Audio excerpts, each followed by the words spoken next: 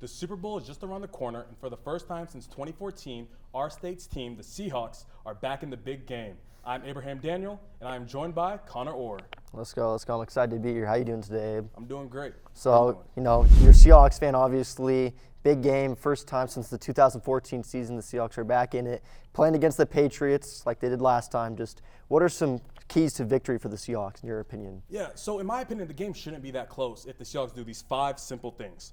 No turnovers. Sam Darnold cannot have a blunder, and he cannot turn the ball over multiple times and give the Patriots short fields. We saw the Texans not take advantage of that, and the Patriots were able to go away with it. Second is run the ball. Although we don't have Zach Charbonnet, Kenneth Walker can take us to the promised land. Just give him the ball. He should have at least 25 touches this game. I don't need to see Kenny McIntosh. I don't need to see George Holani. I don't need to see Cam Akers. Nobody aside from Kenneth Walker. Third is to attack them deep, right? You have Rashid Shaheed. You have JSN. Chris Gonzalez, whatever. I'm not really worried about him. Use them deep. Play action. If you can set up the run, you can do play action. Just like we saw beginning of the season when JSN was on target to break Calvin Johnson's record, we attacked them deep with JSN. Now you have Rashid Shaheed. I want to see more deep balls like we saw in the NFC Championship game to 51 yards to begin the game. And then fourth, they have to be able to blitz and get pressure. And against the Rams, they can't seem to get pressure, whether it's by blitz or whether it's just by their basic forefront. So if they can get to Drake May, make him uncomfortable, it's going to be a long day for New England Patriots fans. 5, cause turnovers. You can't let – May's gotten really lucky with dropped interceptions, with recovering his own fumbles. It's over with. DeMarcus Lawrence is getting a touchdown, mark my words, and we're going to dominate this game. Our defense is going to be why. What do you think about that, Connor? I agree with a lot of what you said. I just think the one thing I'm not 100% on the same page about is you guys throwing it deep. Not necessarily because I don't think I would say that just because I don't think it'll work. I mean, obviously it might not be the worst game plan, but I mean in 10 straight games, Patriots defense haven't allowed they've allowed 200 or fewer passing yards in 10 straight games. And Christian Gonzalez last week had interception, even though they were playing Jarrett Stidham. But even then, they still have Carlton Davis and Marcus Jones. All three of those cornerbacks have been playing great. And on top of that, if you think about it, in order to throw the ball deep, you got to have time to throw the ball. The Seahawks offensive line has been solid, a little shaky here and there with, Anthony Bradford. But, I mean, if you think about it, too, the Patriots defensive line, 12 sacks in 3 playoff games. And they also have a pretty high blitz rate. I think in the regular season it was about like 25%. So I'm just not necessarily sure that they're going to be able to have time to throw the ball deep. Yeah. So I assumed you're actually going to say that. So what I did was bring up the Patriots defense versus wide receiver ones. Let's start off. Amon-Ra St. Brown. JSN's better. He had 139 yards. Jamison Williams, a wide receiver 2, had 80 yards. Parker Washington, who was a nobody until midway through the season, had 87 yards. Tyreek Hill had 109. And Jacoby Myers had 97. And there was more, but I decided to keep it light. JSN is going to go off for at least probably 110. If you take his numbers against teams with top corners, the 49ers, week 1, your team, he had 124 yards. You look at the Rams, he had 96. You look at the Rams again, 105. Commanders, 130. Houston, who people think is the number 1 defense, even though Seattle has it, he had 123. Could have went for 170 if it wasn't for a Cooper Kupp interception on a dumb trick play. The Jags, he had 162. The Bucks, 132. And against Pittsburgh, Jalen Ramsey, Joey Porter Jr., 103. So I'm not really worried about them attacking deep. What I am worried about is just our O-line. You did mention Milton Williams, who's the Patriots D lineman, against Anthony Bradford. I wouldn't trust Anthony Bradford doing anything if my life was on the line. So I am worried about that. We might have to move our center Sundell to double team, which means Zabe will be one-on-one with the other D tackle. But I'm confident as long as we can block, I don't see how they're going to be able to make Sam uncomfortable or do anything of the such. When I was making my prediction, it was kind of similar. Except you think that the game isn't going to be close. I think the game is going to be close. I think one thing that not a lot of people are talking about. I think everyone's talking about Sam Darnold, got to make sure he plays well in this game, got to make sure he lights it up against the Patriots defense, which has been, arguably the best in the league since the start of the postseason, right?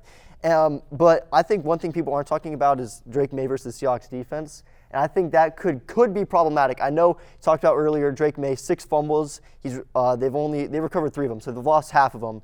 But he has been a little bit turnover heavy, 6 fumbles, 2 interceptions, so not the best. But at the same time, I think a lot of that is because, his regular season completion percentage has dropped significantly. Yeah. Right now in the postseason, it's under 56%, but in the regular season, it was 72%. And I've like watching the Seahawks games firsthand against MVP caliber quarterbacks like Baker Mayfield in Week 5, and then against, I would say, Matthew Stafford 2 out of the 3 games. Like the Seahawks defense struggled. So if if Drake May can find that pocket of space to get it, because the Seahawks have great defensive backs, but one thing they kind of struggle with is like if they can get the quarterback to place it perfectly, then I mean there's not much you can do defensively. So if we can see him return back to the getting the ball where it needs to go, higher completion percentage, I think that'll help Drake May and the Patriots succeed offensively. But at the same time, I don't know if they're going to be able to do that all game, and so that's a big reason why I think things are going to be a little rough for the Patriots, but I don't see a big blowout. Yeah. Well, I would disagree because the Seahawks defense, yes, against the Week 16 and in the NFC Championship game against the Rams, our defense did not look good, right? But that's the only 2 games I can remember that they just looked like they had no answers. I know against the Bucs they let up 38 points, but they didn't have their top 4 corners. So Drake May, he against the Texans, 16 for 27, 179 passing yards, 3 passing touchdowns, 1 interception, and he had 2 fumbles. I don't think that the Texans defense is better than the Seahawks defense, and I don't see a way how Drake May has any type of success. If Stephon Diggs goes for 8 catches for 150 yards and 2 touchdowns, GG's, they deserve to win. It's not going to happen. I'm not worried about some guy named Booty beating us. I'm not worried about Kyle Williams. Shout out to Cougar alum, but I'm not worried about him. I'm not worried about Hunter Henry. I'm not worried about Austin Hooper. I'm not worried about Travion Henderson. I'm not worried about Ramondre Stevenson. If we play our brand of football and Nikki Manwari, who should win Defensive Rookie of the Year, might I add, if we play our brand, I don't see how this game's close. I know that the Rams were able to target Witherspoon and Woolen deep, but that's against Devontae Adams, who led the league in touchdowns, and Puka Nacua, who led the league in a lot of stats, although Jason's still better. But I don't see how the Patriots are going to be able to get past them. And I also just think that, they don't, if you close your eyes and think of a Drake May game, you'd be blank. You wouldn't be able to think of nothing. But I told you Sam Darnold game, who actually probably will win Super Bowl MVP. You'll be able to think about last week, a couple games in the early season. But I do think there's a pathway for the Patriots to win. It's just going to be tough. They're going to have to do disguised coverage like the Vikings did and the Rams did in Week 11. They're going to have to stop K9. They're going to have to run the ball at least 25 times. Our D-line is good, and they are the number 1 rush defense, but we saw last week, if you keep running it and running it and running it, don't let us sub players in, it could get tough for us. And they're also going to have to attack us deep, but if they can't run the ball, I don't see how that happens, because at least with the Rams, they would do play action, and also Matthew Stafford was gunslinging, so it's going to be tough for them. Yeah, I don't see how it happening, though. So what's your official score prediction? 34-10, the Seattle Seahawks dominate the New England Patriots, and we're going to forget about Super Bowl 49. Okay, well, when I made my prediction, I also think the Seahawks are going to win. I think that they just have more playmakers on both the offensive side of the ball and on the defensive side of the ball. And I think that, the saying is true, defense wins championships, and I think even though the Patriots have a top 4 defense in the league, and honestly they've been the best since the postseason started, I just think that on paper, I just like the Seahawks defense a lot more. Smart man. And also I think that eventually, even if it's slow for the Seahawks offensively to get going, I think they'll start getting JSN some balls. And I could also see Cooper Kupp, he's kind of come alive in the playoffs. I could see him having another good game. But my prediction was 23-20 Seahawks. I just think that Drake May and the Patriots, especially with Mike Vrabel at head coach, I don't think that they're just going to go down that easily. And I think it'll be relatively close. I just don't see a way in which the Patriots, like I said in the last game of the year, just go out with a complete flop.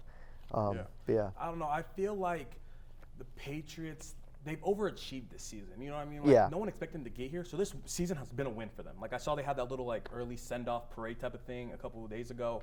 They've done all they need to do. If they lose this game, it doesn't matter. They're in year 1 of their rebuild. They got lucky with Mahomes' injuries, Josh Allen fumbling, the interception in that game. They've gotten lucky. They've overachieved, but the Seahawks would be underachieving if they didn't win the Super Bowl this year.